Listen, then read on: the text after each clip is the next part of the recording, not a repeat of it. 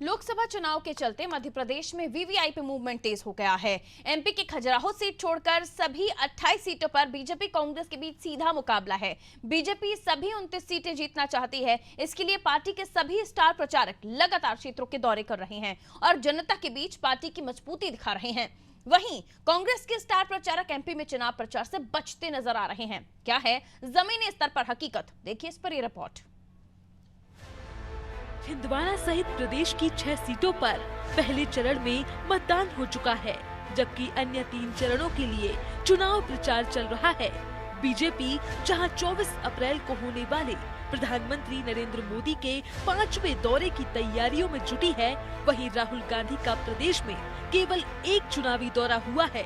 21 अप्रैल को राहुल गांधी की सतना में जनसभा थी, लेकिन स्वास्थ्य का हवाला देते हुए दौरा निरस्त कर दिया गया। देखिए, राहुल जी हो, प्रियंका जी हो, ये स्थिति भाप गए हैं। इनको मालूम है कि बहुत बुरी तरीके से शिकस्त चुनाव में मिलने वाली है।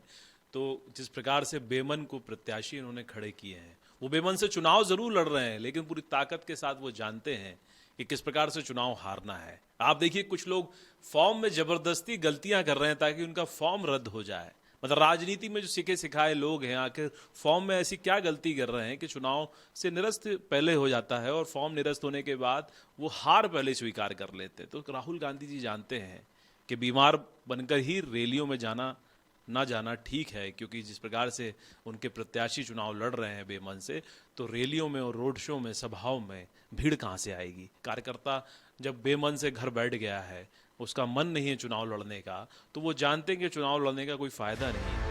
पार्टी महासचिव प्रियंका गांधी वाड्रा की बात करें तो मध्य प्रदेश में प्रियंका गांधी की सक्रियता 0 है। उन्होंने एमपी में अब तक एक भी दौरा नहीं किया है।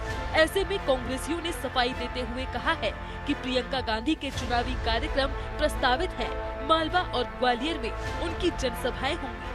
देखिए, भारतीय जनता पार्टी को ये पता है कि जो प्रजातंत्र के सबसे बड़े मंदिर का चुनाव हुआ पहली फेज में 102 सीटों पर, उन सीटों पर भारतीय जनता पार्टी बहुत पिछड़ती नजर आ रही है।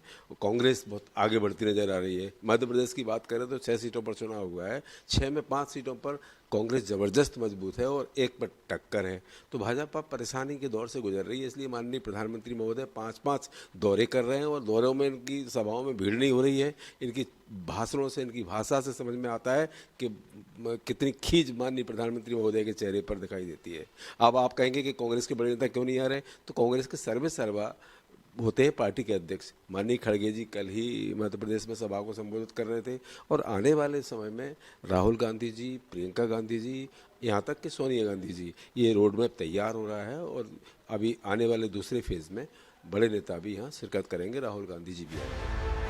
जहां एक तरफ बीजेपी अपनी जीत का दंभ भरती नजर आ रही है, वहीं कांग्रेस कोशिश से पहले ही हार मानती दिख रही है। अब देखना ये होगा कि लोकसभा चुनाव की इस लड़ाई में कौन मैदान से बाहर होता है। अनादि टीवी के लिए भोपाल से शबाना की रिपोर्ट।